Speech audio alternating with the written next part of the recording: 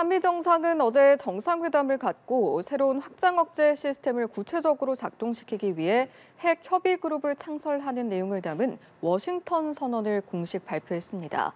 주요 내용과 함께 윤 대통령의 국빈 방미 성과 짚어볼 텐데요. 한편 민주당이 돈봉투 의혹 사건으로 여론이 좋지 않은 상황에서 위장 탈당 논란이 있었던 민영배 의원을 복당시키기로 결정하면서 당 안팎에서 비판의 목소리가 나오고 있습니다. 주요 정치권 이슈들 짚어보죠. 정연국 전 청와대 대변인, 서용조 민주당 상근 부대변인 나오셨습니다. 두 분 어서 오십시오. 안녕하세요. 안녕하십니까.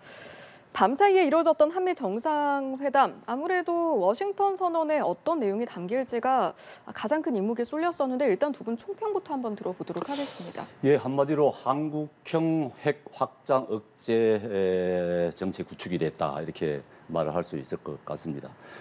사실 지금 북한의 핵 위협이 현실이지 않겠습니까? 우리 국민들이 정말 북한의 핵을 머리에 이고 살고 있다고 해도 과언이 아닌 상황에서 사실상 뭐 국가 안보와 그 국민 생명이라는 것이 그만한 가치가 어디 있겠습니까? 당연히 지켜야 할 최고의 가치인데 이를 위해서는 사실상 우리가 북한의 핵에 어떻게 대응을 할 것인가 하는 고민이 현실적입니다. 그런데 저희들 같은 경우는 우리도 핵을 보유하면은 좋겠습니다만은 그게 이제 국제사회에서 용인되지 않는 부분이 있고 핵을 설사 그런 플랜을 가지고 간다 하더라도 긴 시간이 필요할 수밖에 없는 그런 상황이기 때문에 예. 어차피 미국의 핵을 이용할 수밖에 없는 핵무기를 이용할 수밖에 없는 핵 전력을 이용할 수밖에 없는 그런 상황입니다.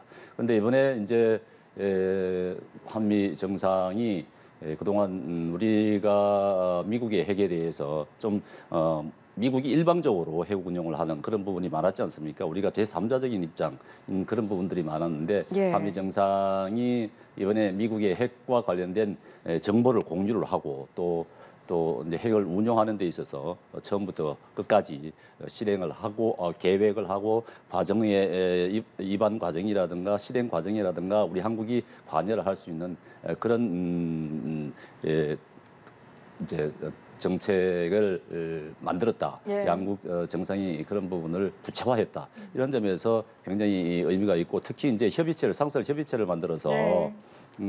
이제 협의 그룹이라고 하는 협의체를 만들어서 구체적인 실행까지 들어간다는 거에 굉장한 의미가 있다고 생각이 됩니다. 예, 마찬가지로 총평 여쭤보겠습니다. 네.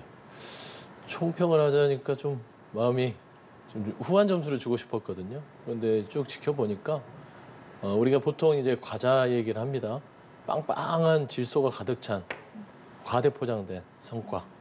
그래서 좀 따지고 보면 안보 측면과 경제 측면을 말씀드리면 안보 측면은 달라질 게 없다. 그러니까 확장된 게 없는 확장 억제다. 그리고 핵 우산에 핵 우산 하나 더 있을 뿐이다. 실질적으로 핵에 대한 대응을 하는 데 있어서 아직도 여전히 미국이 그 결정 권한은 가지고 있습니다. 그러니까 핵 협의 그룹을 만들었다고 하죠. 문서상. 그걸 만든 거는 의미가 있을 수 있으나 실질적으로 달라진 게 뭐가 있을까요? 그러니까 나토 같은 핵 기획 그룹 정도 수준의 어떤 결정 권한, 그다음에 참여 권한 이런 부분들이 좀 그렇게 있었다면 기대 성과가 있겠지만 예. 협의 수준에 이른 거면 뭐가 달라졌을까요? 그러니까 북한이 어떤 핵 공격에 대해서 미국이 자동으로 개입하게 돼 있습니다. 지금 현재에도 한미 군사 조약에 따라서 그런 상황에서 단지 그냥 어떤 상징적으로 미국이 그냥 공치사 한 것 같아요. 여러 가지 선물을 안고 왔으니 이 정도는 해줄게. 하지만 그 시료를 들여다보면 그냥 알맹이는 없다. 그러니까 결국 달라진 건 없고 그냥 안보 측면에서는 한반도의 핵 긴장만 높여주는 꼴이 되지 않았을까. 네. 특히나 전략자산 운용 부분에 있어서도 늘 전략자산은 운용이 돼 왔습니다. 근데 거기에 대해서 방위 분담 부분들 또 그런 것도 이제 국민 세금으로 부담해야 될 그런 숙제도 있지 않습니까? 그런 측면에서는 매우 좀 실망스럽고요. 경제적 측면에서는 또 우리 윤석열 대통령께서 또 퍼주기만 했다.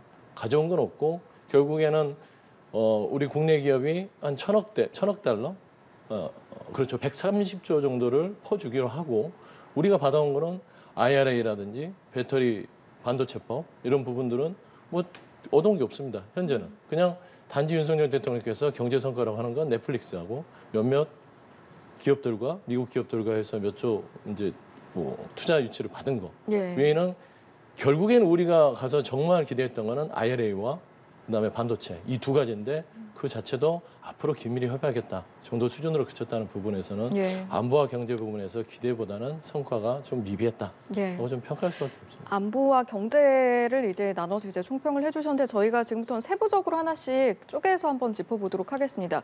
일단 총평을 봤을 때 두 분의 그 평가하신 온도차가 굉장히 컸는데 그 과정에서 말씀하신 게 안보 측면에서 나토 협의체와의 어떤 차이를 언급을 하셨거든요. 실제로 지금 이번에 안보 관련해서는 협의체가 많이 주목을 받고 있는데 나토 협의체와 비교를 되는 한 경우가 많단 말이죠. 구체적으로 어떤 차이가 있는 겁니까? 그러니까 이제 말 그대로입니다. 핵 기획 그룹이라는 것과 핵 협의 그룹입니다. 그러니까 이 핵을 가지고 전술핵을 배치된 나라들이 나토 쪽에는 있죠. 그리고 거기에 동맹국들이 모여서 실무장관들이 말하자면 핵 운용, 핵을 쓸 수 있을 때 참여를 해서 말하자면 미국의 결정 권한도 있지만 그거보다 더 큰 게 그 동맹국들의 의견이 중요합니다. 그런 부분들에 있어서는 나토의 그런 핵 기획그룹 정도 수준까지 가져왔어야 되는데 지금 현재 이번에 이제 문서상의 핵 협의 그룹을 만든 것은 따지고 보면은 미국에서 그래 대한민국 당신들이 어느 정도 결정 권한을 줄게라고 한 건 아니거든요. 그러니까 지금 현재는 기존에 있는 여러 가지 협의체 자체를 그냥 문서한 수준밖에 안 된다. 예. 그러니까 한 단계가 더 업그레이드된 것처럼 보이지만 실질적으로 지금 현재 미국이 가지고 있는 핵 우산 정책에 그냥 우산 하나를 더 씌운 것뿐이에요. 결국에는 그 우산을 누가 들고 있냐면 미국이 들고 있습니다. 하지만 나토 같은 경우는 우산을 같이 들고 있다라고 비교하면 그 차이가 있다고 이해하시면 됩니다. 네, 사실 이번 정상회담에서 힘을 준 부분 중에 하나가 우리 정부 입장에서는 안보 부분이었는데 실질적으로 달라진 게 없지 않느냐라는 말씀이셨거든요. 그 핵버튼 사용은 미국 대통령만이 사용할 수 있는 것입니다. 우리가 사용할 수 있는 것이 아니죠. 이 NPT가 이제 1970년대에 만들어졌는데 그 당시 같은 경우는 그 만들어지기 이전에는 유럽의 각국들도 다 핵을 개발할 수 있는 핵을 보유할 수 있는 그런 상황이었거든요. 그래서 네. 미국이 그 당시에는 우리 핵을 공급할 때 핵무기를 공급할 때니까 너 핵 개발하지 마라 이렇게 해서 이제 그 나토 5개국에 이제 핵무기를 이제 배치를 시켰던 것이죠. 예. 지금 우리도 이제 핵무기를 갖고 싶다 하지만은 이제 NPT가 지금 이제 결성이 되어 있기 때문에 할 수 없는 그런 상황 아니겠습니까? 만약에 뭐 가능하다 그러면 우리도 하고 싶겠죠. 그리고 나토 같은 경우도 역시 미국에서 좌지우지하는 겁니다. 핵을 사용할 것인지 말 것인지 하는 부분은 미국 대통령만이 할 수 있는 그런 부분인데 예. 지금 저희들이 나토하고 나토 말하자면은 핵 기획 그룹과 나토 핵 기획 그룹과 우리의 지금 핵 협의 그룹과의 차이는 이 핵 무기를 유럽은 배치를 하고 있는 것이고 우리는 배치를 이번에 하지 않은 것이죠. 그렇지만 핵 배치를 하지 않는 대신에 전술핵을 배치하지 않는 대신에 미국의 전술 자산들을 핵 자산들을 우리가 활용을 한다. 배치한 이상의 정도로 활용을 한다 하는 그런 합의를 본 것이죠. 그렇기 때문에 말하자면은 핵 잠수함이 우리 근해까지 들어온다든가 하는 뭐 함대가 들어온다든가 하는 부분들이 더 구체적으로 이제 협의가 됐던 것이고 또 지금까지는 앞서 말씀드린 대로 미국 핵에 대해서 우리가 정보가 없기 때문에 앞으로 핵을 공유를 하자. 핵 정보에 대해서 공유를 하고 또 이런 부분에 대해서 미국과 북한이 만약에 침공을 해온다, 핵 공격을 해온다 이런 예. 경우에 어떻게 대응할 것인지를 한국과 협의를 하겠다. 그 과정에서 한국의 의견을 충분히 개진할 수 있도록 하겠다 하는 그런 확답을 받은 것이죠. 그렇기 때문에 이 워싱턴 선언이라는 것이 문서로 그것을 갖다가 다 확보를 한 것이기 때문에 큰 의미가 있는 것입니다. 알겠습니다. 사실은 정상회담에서 우크라이나 관련해서는 또 어떤 내용이 나올지도 굉장히 관심이 모아졌었거든요. 어제 관련 내용 좀 어떻게 들으셨는지요? 어제는 우크라이나 관련해서 원론적인 얘기들이 나온 것 같습니다. 저희들이 말하자면은 윤 대통령이 한 얘기에 대해서 야당 쪽에서는 굉장히 민감하게 반응하고 있는 것 아니겠습니까? 그렇지만 그 윤 대통령의 지난 발언도 대전제가 깔려 있었던 겁니다. 만약에 대량의 민간인 학살이 있다든가 아니면은 국제법적으로 용인이 되지 않는 그런 수준의 위반이 있다든가 할 경우에 그럴 경우에 인도적 지원만으로 되겠냐, 실질적인 지원이 있어야 되지 않느냐 하는 그런 부분이기 때문에 그것은 그렇게 어느 정도는 얘기할 수 있다고 봅니다. 저희들도 우리가 6.25 때 많은 희생을 당했는데 많은 국가들로부터 도움을 받았지 않습니까? 그렇다고 우크라이나에서 대량 살상이 벌어지고 대규모 민간 학살이 생기는데 우리가 그냥 못 본 채 하고 있겠습니까? 국제사회에서 같은 국제사회 일원으로서 협조를 해야 되는 것이죠.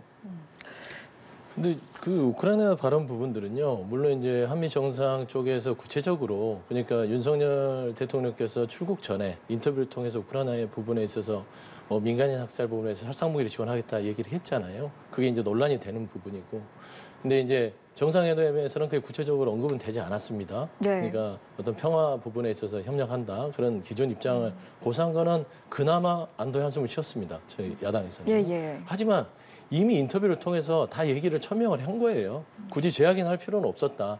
근데 지금 저는 참 이 우크라이나 발언과 중국 그 대만 해역 발언 부분에 있어서 윤석열 대통령의 어떤 외교에 있어서의 인식이 너무나 불안정하다. 어떤 부분이 불안하다. 그렇게 왜 보이세요? 그러냐면 예. 그 민간인 학살 이런 부분에 있어서 살상무기 지원하고 그다음에 어떤 그런 내전이 벌어졌을 때 인도적 차원에서 가는 거 누구나 할 수 있는 말입니다. 그걸 몰라서 안 하겠습니까? 하지만 대한민국의 현실은요. 이 전 세계에서 유일한 분단국가 아닙니까? 북한이 있고 남한이 있고 그런 대치던 상황에서 역대 정부가 그런 얘기를 하고 싶어도 참았던 이유는 외교적으로, 안보적으로 우리의 지정학적인 상황이 그렇기 때문에 전략적 모호성을 계속 유지해왔던 겁니다. 그런데 이번에 이 한미 정상회담을 앞두고 이런 발언들을 의도적으로 한 이유는 제 생각에는 미국에게 선물 보따리를 안고 가기 위해서 그냥 좀 위험을 감수한 거예요. 그래서 야당에서 얘기하는 것은 이건 너무 좀 굴욕적이다. 미국에게 이걸 선물을 주러 간 거 아니냐. 결국에는 미국에서 원하는 거는 우크라이나와 러시아의 관계에서 그리고 미국과 러시아의 관계에서 미국의 편을 좀 들어주라. 라는 한국의 요청이었거든요. 한국 측에. 근데 그거를 저희는 지혜롭게 그걸 받아들였어야 되는데 그걸 그냥 덥석 물어서 가버린 겁니다. 심지어 제일 아쉬웠던 게 미국이 우리 대한민국 대통령실을 도청했던 사실. 예. 이런 부분에 대해서도 이 외교전에서 지렛대로 삼아서 활용했어야 되는데 이 자체도 그냥 우리 대국이고 우린 소국이니까 선의가 있었으니까 용인하는 듯한 그런 태도들을 보인다는 부분에 있어서는 굉장히 좀 부끄러웠다라고 좀 이렇게 강하게 비판할 수밖에 없습니다. 예. MBC와 한 윤 대통령의 인터뷰 내용을 좀 짚어봐야 할 것 같은데요. 도청 문제 관련 질문이 나왔고요. 또 무기 공급과 관련한 질문도 있었습니다. 거기에 대한 윤 대통령의 답변 혹시 들으셨는지요? 어떻게 들으셨는지 궁금하네요. 근데 도청 문제와 관련해서 동맹을 흔들 이유가 없다 이렇게 예. 말씀하시는 것 같은데 사실 미국이 전 세계 국가를 도청을 하고 있다는 공공연한 사실 아니겠습니까? 우리도 마찬가지로 정보 전쟁인데 세계 각국들이 다 그런 정보 수집 활동을 펼치는 것이죠. 그렇지만 말씀하신 대로 그런 도청이 정확하게 있었다고 할 경우에는 지렛대로 외교 협상에 있어서는 지렛대로 삼을 수도 있을 것입니다. 그렇기 때문에 그런 부분이 아쉬운 점이 있다고 할지라도 지금 대통령이 말씀하신 대로 미국 정부에서 법무부와 국방부에서 조사를 하고 있다는 것 아니겠습니까? 조사 결과가 나왔을 때 그때 도청이 실제적으로 있었다. 그런 사실이 확인된다 그러면은 정부에서 미국에 항의를 할 수 있는 거고 사과를 요구할 수 있는 부분이죠. 지금은 이번 같은 경우는 국빈 방문에 갔을 때 가서 그런 부분이 아직까지 결론이 나지 않은 상태에서 대통령이 미국 대통령 대상으로 사과해라 이렇게 말씀하시기는 좀 어려운 상황 아니었겠나 싶습니다. 네, 상황 자체가 쉽지 않은. 근데 상식적으로 전 모습으로 그렇죠. 보였다? 예. 대한민국 대통령이면 대한민국의 자존심을 이야기해야 될 거 아닙니까? 미국 가서. 그러니까 사실관계를 기다려야 되나요? 그 사실관계가 없다 하더라도 그런 일이 있다면 이게 동맹을 흔들 이유 없어라고 하지 않고 굉장히 유감이다. 이런 일들이 차후에는 다시 발생하지 않았으면 좋겠다. 그런 일이 있다면 가정하면서 얘기할 수 있습니다. 근데 그런 얘기 하나도 없잖아요. 그냥 아주 너무 저자세로 대한민국 국민이 다 지켜봤잖아요. 저자세로 있는 대한민국 대통령. 그게 과연 옳은가라는 점에서는 한번 생각해 볼 필요가 있다. 저는 그런 말씀을 드립니다. 네. 안보 이야기 좀 짚어봤으니까 경제 이야기로 넘어가도록 하겠습니다. 이틀간 약 8조 정도의 투자 유치가 이루어지긴 했는데 경제 분야 관련해서 또 여야 평가가 좀 엇갈리는 것 같거든요. 한 분씩 의견을 좀 들어보도록 할까요? 투자 유치가 전체적으로 지금까지 한 57억 1억 달러, 57억 달러 이렇게 되는 것 같습니다. 지금 뭐 지금도 앞으로도 더 생길 것 같기는 한데 많은 유치를 했다고 봅니다. 그리고 더군다나 뭐 우리 바이든 대통령도 말했듯이 한국 기업이 위축되는 일은 없을 것이다. 그러면서 이제 한국 기업이 미국에 와서 많은 투자를 해주기를 바란다. 우리도 미국 기업들이 우리한테 투자를 많이 해주기를 바란다. 이런 것 아니겠습니까? 양쪽 다. 이제 테슬라도 이제 한국에 대해서 투자를 할 의향이 만남을 있다고 하는 가지긴 것이고 했더라고요. 만났다는 말 아닙니까? 예. 그렇기 때문에 이번 경제적으로 성과가 없었다 하는 것은 결코 맞는 얘기가 아닌 것 같고 상당한 성과를 거두었다. 더군다나 뭐 IRA 인텔 감축법에 있어서도 사실 뭐 우리 자동차가 뭐 혜택을 못 받는 것 아니냐 뭐 이런 얘기들을 하는데 그것은 우리뿐만 아니라 미국 자동차 회사를 제외한 모든 해외 기업들은 다 똑같은 입장입니다. 그렇기 때문에 우리만 더 달라, 우리만 혜택을 달라 할 수도 없는 그런 부분이고 하기 때문에 이번 뭐 경제 부분에서는 뭐 우리가 특별히 뭐 너무 많이 못 가져온 것 아니냐 이런 비판들은 맞지 않은 것 같고 또 뭐 저 파이낸셜 타임스에서 중국의 뭐 마이크론과 관련해서 중국에 있는 우리 기업들로 하여금 마이크론 만약에 생산이 중단됐을 때 우리 기업 보고 공급을 하지 말라고 미국이 압박을 넣었다. 이런 부분은 사실이 지금 아직까지 사실 아닌 것으로 확인되고 있는 것 아니겠습니까? 그렇기 때문에 지금 이번 미국 방문 중에 경제 성과라는 것이 앞으로도 아마 더 많은 성과들이 발표되지 않을까 싶습니다.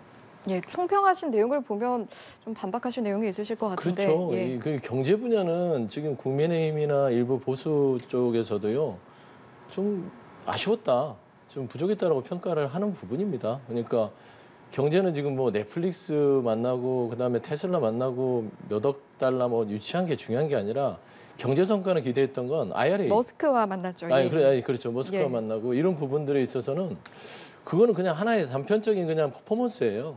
근데 중요했던 거는 IRA. 전기차 보조금 부분에서 해결할 수 있는 어떤 단초나 물꼬를 트고 해야 되는데 한마디도 못했습니다. 그다음에 반도체 분야 어떻게 됩니까? 그러니까 중국과 미국 간의 반도체 전쟁 속에서 그 얘기를 뭐 확인이 안 됐다 하지만 이미 그 얘기는 기정사실로 돼 있습니다. 예를 들어서 그거를 정상회담에서 중국 수출 규제 아니 반도체 부분이 미국에서 규제를 했을 때 한국은 그 부족분 채우지 마라는 거를 선언을 해봐요. 중국 지금 당장 저희 경제 제재 바로 들어갑니다.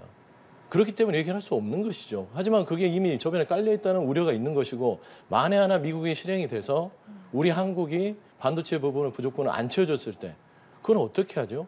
그렇기 때문에 그런 부분은 입장을 분명히 했어야 된다. 왜 그러는 그렇습니다. 말하러 가는 거거든요. 저희는 그런 부분에 있어서는 심사숙고하지만 아직 그 부분에 대해서는 좀 국내 기업이나 여러 가지 여건상 어렵습니다. 라는 말들을 바이든한테 했었어야죠. 그다음에 IRA 부분들. 왜 현대기아 반도체 아니 그 전기차 보조금 제외가 돼서 아쉽다. 이거 빨리 좀 해결해 줄 수 없느냐. 이런 얘기가 하나도 없고요. 윤석열 대통령께서 무슨 얘기를 했냐면 그냥 이런 부분에 대해서 미국과 향후에 돌아오셔서 긴밀하게 협의하고 소통하겠다. 이게 무슨 성과입니까? 제가 봐서는 가장 핵심적인 부분들을 다 놓치고 나서 심지어 뭐 넷플릭스랑 여기 하는 것보다 우리 기업이 미국에 투자하는 부분들이 있지 않습니까? 1,000억 달러입니다. 130조를 주고 왔어요. 그런데 무슨 경제 성과입니까? 산수만 해도 돈을 퍼주고 온 겁니다. 얻은 거 없이. 근데 이 경제 성과라고 포장을 한다면 정말 질소 포장 얘기했듯이 그냥 포장님만 과대 포장된 거다라는 측면에서는 좀 대단히 좀 우려가 된다라는 차원에서 돌아오시면 아마 야당의 비판들이 좀 거세질 것 같아 좀 그런 생각을 하죠. 그게 미국 내 우리 기업들이 가서 공장을 정설한다든가 신설한다든가 하는 것이 그쪽에 지원하는 것이 아니라 우리가 투자를 하는 것입니다. 수익을 얻기 위한 것이고 그런 경제 활동이 행위인 것이고 중국에서 반도체 문제는 아직까지 이게 실현이 되지 않은 사안입니다. 저 바이든 대통령도 말했다시피 중국에서 우리 기업들이 위축되는 일은 없을 것이다. 뭐 성장세를 꺾을 일은 없을 것이다. 이렇게 기자 질문을 받고 대답을 한 것 같은데 아직까지 이 부분에 대해서는 뭐 중국에서 어떤 액션이 있었던 것도 아니고 미국에서 액션이 있었던 것도 아니기 때문에 미리 예단해서 얘기를 할 수 있는 부분은 아니라고 봅니다. 예. 외교 관련해서 많은 관심이 모아지고 있는 상황 속에서 이제 또 각 당에도 이슈가 있었죠. 먼저 민주당 이야기를 좀 해보면 민영배 의원이 어제 복당이 결정이 됐습니다. 보니까 당내에서도 약간 비판의 목소리도 나오는 것 같은데 일단 결정 배경이 뭡니까? 일단은 뭐 당원 당규상 저희 당이 이제 탈당한 지 1년이 지나면 예. 복당 신청을 할 수 있습니다. 그래서 이제 그런 절차에 따라서 복당이 이루어진 걸로 알고 있고요. 근데 이제 좀 비판의 목소리가 있을 수도 있다고 봐요. 그러니까 민영배 의원께서 당시에 이제 그 안건 조정의 부분에 있어서의 어떤 탈당 부분이 꼼수가 아니냐라는 부분에 있어서는 그 정치권이나 개인 정치인 민영배 의원으로서는 그럴 수 있는 명분이 충분하나 국민의 눈높이에는 조금 부족했을 수도 있다라는 점에서 그런 아쉬움들이 당내에서 비판의 목소리가 나오는 것 같아요. 그러니까 탈당하고 복당하는 부분들은 뭐 여느 당이나 어떤 절차에 따라서 하는 것인데 예. 조금 아쉬운 부분들은 이게 과연 본인에 대한 국민적인 비판의식, 비판적인 어떤 시선에 대해서 정말 조금 어떤 진심 어린 사과라든지 어떤 그런 말들을 좀 상세하게 좀 하고 나서 사죄의 말을 하고 나서 복당이 이루어졌으면 조금 더 매끄러워졌을 텐데 그게 조금 좀 미진한 상태에서 복당이 이루어지다 보니까 예. 당 내에서도 그런 뭐 얘기가 있고요. 그다음에 국민들이 보시기에도 좀 부족한 부분은 있을 것 같아요. 근데 향후에 뭐 밝히시기로 했으니까 그런 부분들이 좀 늦은 감이 있지만 빨리 조금 더 정치권에 사과하는 것보다는 국민들한테 조금 더 이해를 시킬 수 있는 뭐 선에서 예. 좀 진실한 발언들을 내놨으면 좋겠다 그런 생각을 예. 민주당의 이번 결정 국민의힘에서는 좀 어떻게 바라보고 있을까요? 한마디로 헌재의 판결을 완전히 무시하는 것이죠. 헌재 판결문에 그런 것 있지 않습니까? 이런 꼼수 탈당, 민영배 의원 꼼수 탈당은 입법기관의 심의 의결권을 침해하는 것이다 이렇게까지 들어가 있었는데 이거 뭐 헌재 결정 완전히 무시하는 것이죠. 뭐 사실은 민영배 의원 뭐 지난번 금소환바법 처리할 때 좀 무리하게 했던 부분이 있는 것 아니겠습니까? 꼼수 탈당이라는 거는 뭐 당과 협의해서 본인이 탈당했다고 볼 수밖에 없는 누구나가 국민들이 그렇게 보는데 물론 지금 뭐 민주당 내에서 보면 1년이 지났기 때문에 복당할 수 있는 여건은 뭐 조건은 갖춰진 것이겠죠. 그렇지만 국민들의 눈높이에는 전혀 맞지 않는 그런 행위입니다. 더군다나 민주당 같은 경우에 지금 민영배 의원뿐만 아니라 사실 그 전에 수뢰 혐의로 기소된 의원들 많지 않습니까? 지금 뭐 노웅래 의원을 비롯해서 이수진 또 기동민 의원들 이런 분들도 다 뭐 당직을 그대로 유지하고 뭐 탈당 조치라든가 출당 조치 아무런 조치도 없고 뭐 징계도 없고 그런 것 아니겠습니까? 윤리 심판은 있지만은 회부되는 사람도 아무도 없고 지금 그런 상태로 계속한다 그러면 이건 국민들이 보기에는 뭡니까? 이게 지금 비리의 온상이냐? 뭐 비리를 아무리 저질러도 뭐 우리 국회의원들 다 보호해 줄 것이냐 이렇게밖에 보지 않을 것 아니겠습니까? 그렇기 때문에 아마도 뭐 이재명 대표 같은 경우에 만약에 이런 뭐 비리가 저질러졌을 때 말하자면은 뭐 송영길 의원 같은 경우야 뭐 자신이 스스로 탈당하니까 참 다행입니다만은 나가라고 했을 때 비리 의원들을 보고 나가라 탈당하라고 이렇게 했을 때 요구했을 때 본인 스스로도 기소가 돼 있는 상태고 수많은 혐의를 받고 있는 사람이기 때문에 그렇게 말도 하지 못하는 그런 입장 아니겠습니까? 이재명 대표 같은 경우 그런 참 난감한 부분이죠. 그런데 국민들로 봤을 때는 민주당의 지금 현 상황 이런 부분들은 결코 바람직한 제1야당의 모습은 아니다. 그렇게 볼 것 같습니다. 그러니까 공당한테 비리의 온상이라고 얘기하시면 좀 과하신 것 같아요. 좀 과합니다만은 국민들이 볼 때는 그런 그런 국민들도 겁니다. 안 보시는 분들도 있어요. 그러니까 정치권에서 자정해야 될 부분들이 있죠. 근데 비리를 따지면 이게 이제 이 정쟁이 되는 겁니다. 국민의힘 비리 한번 따져볼까요? 차태기부터 따져볼까요? 그런 거거든요. 그러면은 국민의힘이 지금 연루된 의혹에 있는 의원들 없습니까? 예를 들어 박덕흠 의원 같은 경우 탈당했다 복당했지 않습니까? 이런 부분들 다 많습니다. 그러니까 어떤 공당에 대해서 비리원상이라고 규정하시는 것은 조금 부적절하신 것 같고요. 그러니까 지금 윤리심판원이 작동을 한다 안 한다. 그다음에 구체적인 의원들의 실명을 거론하셨지만 그 부분도 의혹 단계입니다. 결국에는 뭐 검찰이 기소를 했다 해서 유죄가 확정된 게 아니에요. 그리고 따지고 보면 지금 의혹 수준의 송영길 전 대표도 그렇고요. 민용배 의원 얘기를 하셨는데 그래요. 헌재 결정을 무시한다고 비판할 수는 있으나 그럼에도 불구하고 이게 어떤 위법적 소지에 대해서는 판결을 내린 게 아닙니다. 그렇기 때문에 그 부분에 대해서 당이 고심을 했던 결정이다라는 부분에 있어서는 윤리에 제소될 만한 그런 상황은 아니고요. 그다음에 좀 말씀드리는데 민영배 의원 외에 돈봉투 사건에 대해서 자꾸 얘기하는데 지금 돈봉투 사건 연루된 국민의힘 의원들 참 나오고 있습니다. 뭐 공천 대가로 비밀에서 돈을 받고요. 많이 나오잖아요.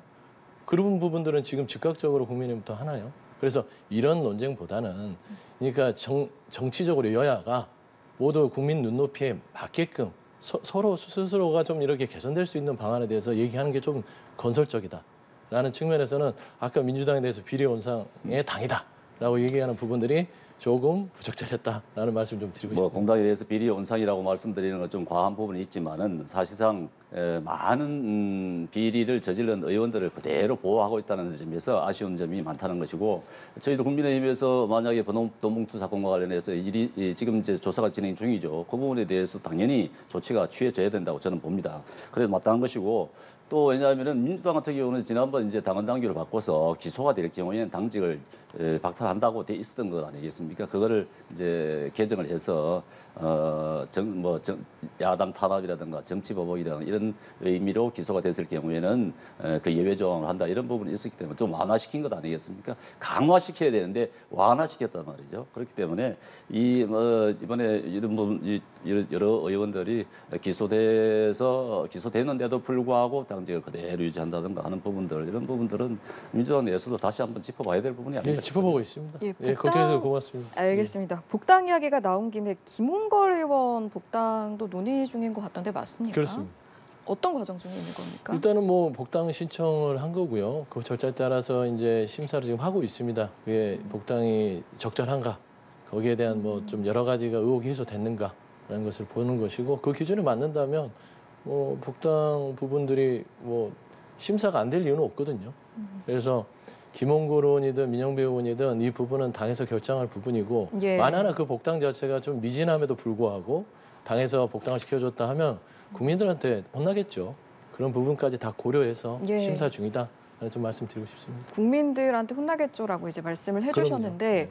뭐 당원 당규에 따라서 결정이 되겠습니다만 그 절차 과정에서 이제 아무래도 돈봉투 의혹이라는 큰 의혹이 있다 보니 여론이 더 악화되는 게 아닐까라는 우려의 목소리도 있긴 하더라고요. 어떤 말씀하시겠습니까? 그러니까 이제 돈봉투 사건 부분들은 절대적으로 국민들 눈높이에 맞지 않고요. 이거는 이제 어떤 철저하게 사태를 파악을 해서 국민들이 납득할 수준까지 얘기는 해드려야 된다고 봐요.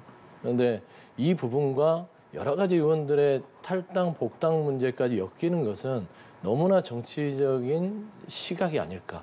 그건 좀 별개로 봐야 될 것 같아요. 예. 이 문제는 이 문제대로 철저하게 진상조사를 해서 하는 것이고요. 뭐 누누이 말씀드렸지만 각 당내에서 어떤 당내 경선 와중에 어떤 공선법과 정당법상의 사각지대거든요. 선거사무를 등록을 못하다 보니까 그냥 등록할 수 없어서 자기 돈 내고 자기 시간을 써서 어떤 정치인을 이렇게 지원을 하는 겁니다. 이런 부분들이 만연해 있는 어떤 정치적인 여야 막론하고 이런 환경 자체를 조금 더 이런 일들이 발생하지 않는 환경으로 만들어가는 계기로 만들어야 되지 이거를 무슨 하나의 당이 돈봉 사건이 발생했다고 해서 예. 이거는 도저히 회생 불가능한 당이다라고 공격하는 것들이 과연 여야가 뭐 생산적인 어떤 지적인가라는 측면에서는 한번 고심을 해야 되지 않을까 좀 네. 생각을 해요. 알겠습니다. 이야기가 나온 김에 송영길 전 대표 이야기로 넘어가 보도록 하겠습니다. 변호사를 선임했다라는 소식이 전해지고 있는데 일단 이제 검찰 수사도 좀 적극적으로 대응할 것으로 보이고 이제 적극적으로 또 이제 나서는 것 중에 하나가 소환 조사해달라, 수사해달라 이렇게 또 여러 번 이야기를 전하지 않았습니까? 뭐 본인이 적극적으로 임하는 모습을 보이면서 뭐 본인과 관련된 의혹들을 해소시키겠다. 하는 모습들을 이제 자기한테 그것이 유리하다고 판단이 되겠죠. 뭐 변호사 선임하는 부분이라든가 검찰이 부르기 전에 나간다든가 이런 부분들은 나 떳떳하다 뭐 이런 이미지를 주려고 하는 것 같은데 사실 제가 이 보니까 이 송영길 의원 사건은 지금 현재 나와 있는 거론된 말하자면은 녹취록에 나와 있는 그 의원들뿐만 아니고 이정근 리스트라고 하는 부분이 그게 더 심각하게 또 지금 진행되지 않을까 하는 그런 생각이 듭니다. 어젠가요? 박범계 의원도 이 이정근 리스트가 더 상황이 굉장히 심각해지는 것 같다고 말씀을 하셨던데 민주당 내에서도 그런 얘기가 나오는 거 보면은 그 리스트가 이미 어느 정도 알려진 부분들이 있거든요. 그렇기 때문에 민주당 내에서도 파악을 해봤겠죠. 어느 정도. 그렇기 때문에 아마도 그 실체가 있지 않나 하는 부분이 있습니다. 거기에 뭐 14명의 현역 의원들이 지금 거론이 되고 있는 거고 참 정말로 놀라운 것은 그 100억짜리 양도성 예금증서 30장이라는 것이 그게 어떻게 그렇게 그런 얘기들이 나올 수 있는 것인지 이런 실체를 밝혀야 될 부분들이 너무나 많은 것 같습니다. 그런데 이제 지금 아직까지 뭐 검찰 조사가 시작되지 않았으니까 뭐 당 내에서도 자체 조사가 이루어지는 것도 아니고 하기 때문에 지금 나와 있는 녹취록 내용밖에 없는 것 같은데 민주당으로 봤을 때는 뭐 아주 심각한 상황을 맞지 않을까 싶습니다. 예. 그러니까 이제 말씀하신 실체를 송전 대표는 어서 빨리 내가 스스로 밝히고 싶다 이런 건데 지금 검찰은 수순대로 하겠다는 상황이어서 자진 출석은 좀 무산이 된 상황인 겁니까? 어떻습니까? 자진 출석을 하겠다고 한 적이 없어요. 그런데 잘못 알고 있는 것이죠. 아, 그렇습니까? 예, 그게 이제 왜 그런 보도가 나왔는지 모르겠는데 본인은 그런 적이 없는데 왜 어디에서 뭐 측근을 통해서 기사가 나갔는데 예. 본인은 그런 사실이 없습니다. 자진 출석하겠다고. 그렇군요. 검찰이 부르면 언제든지 나가겠다. 오늘이든 내일이든 이 의사예요. 근데 제 생각에는 뭐 취재하는 측에서 오늘 내일 부르면 나가겠다를 부르면을 빼고 오늘 내일 나가겠다를 아마 보도한 게 아닌가 생각이 들거든요. 예. 그래서 이제 자진 출석 뭐 하겠다는 건 아니고 언제든 출석하겠다 부르면 그러니까 책임 있게 하겠다는 것으로 보면 됐고 그다음에 송영길 전 대표가 민주당에서만 27년 이상을 한 길을 갔습니다. 5선 의원을 했고요. 근데 탈당을 결정했잖아요. 이걸 그냥 아주 가볍게 생각해서는 안 되는 부분이에요. 그러니까 한 정치인이 탈당을 하겠다. 27년을 몸담았던 본인의 말하자면 고향 같은 집을 떠나는 거잖아요. 그런 결정들이 결국에는 이 동봉투옥 사건에 대해서 국민들한테 뭔가 좀 철저하게 알리겠다는 거거든요. 저는 검찰 수사를 좀 지켜보는 게 좋을 것 같고 더 이상 뭐 송영길 전 대표와 관련된 당내 경선 캠프에서 있었던 일들은 예. 그 자체로 그냥 정치권이 이게 제도적인 개선이 필요한 부분이에요. 그냥 거기서 끝내야지 이게 뭐 민주당이 비리원상이고 다 돈 받은 사람이 이런 식으로 확전하는 것은 옳지 않고 예. 이정근 씨 뭐 노트를 얘기하신 것 같아요. 그런데 이정근 씨 노트 자체도 제가 설명을 드리면 이정근 씨가 2016년에 정치 입문했습니다. 16년이면 저보다 정치 경력이 낮아요. 그런데 그분이 쓴 노트가 본인이 쓴 것도 아니라 구술을 한 겁니다. 근데 언제, 누가, 왜, 어떤 의도를 가지고 노트를 작성했는지, 심지어 그 실체적 진실이 맞는지. 본인이 16년에 입문해서 여러 사람을 만났다고 하지만 정치에 많은 사람들을 다 할 수 있을까요? 제가 몇 개만 그 일부 언론에 나온 그 노트 내용을 봤더니 몇 가지가 다 틀려요. 뭐 자금책이 누구다? 제가 아는 것과 다릅니다. 저는 더 많이 알고 있어요. 그런데 이런 부분을 가지고 박범계 의원이 얘기했던 건 검찰이 이런 거를 빌미로 어떤 경위로 작성된지 모르는 그런 노트를 빌미로 또 수사를 들어오겠구나. 그렇지 않습니까? 검찰 자체는 뭔가 미확인된 부분을 가지고도 수사에 들어오니까. 그러니까 민주당을 또 이런 노트를 이정근 씨 노트를 가지고 불확실한 걸 가지고 수사를 들어오겠구나라는 게 박범계 장관의 행간의 의미지 이걸 가지고 큰일 났다. 라고 하는 것은 큰 오이시다. 라는 좀 말씀드리고 싶습니다. 이정근 노트 내용 보면은 저도 일부 언론 보도에서 봤습니다만 노웅래 사건 같은 경우에 이미 노웅래 사건이 불거지기 이전에 이 노트가 작성됐다는 거 아닙니까? 그렇기 때문에 신빙성이 없다 하는 것은 또 아닌 것 같아요.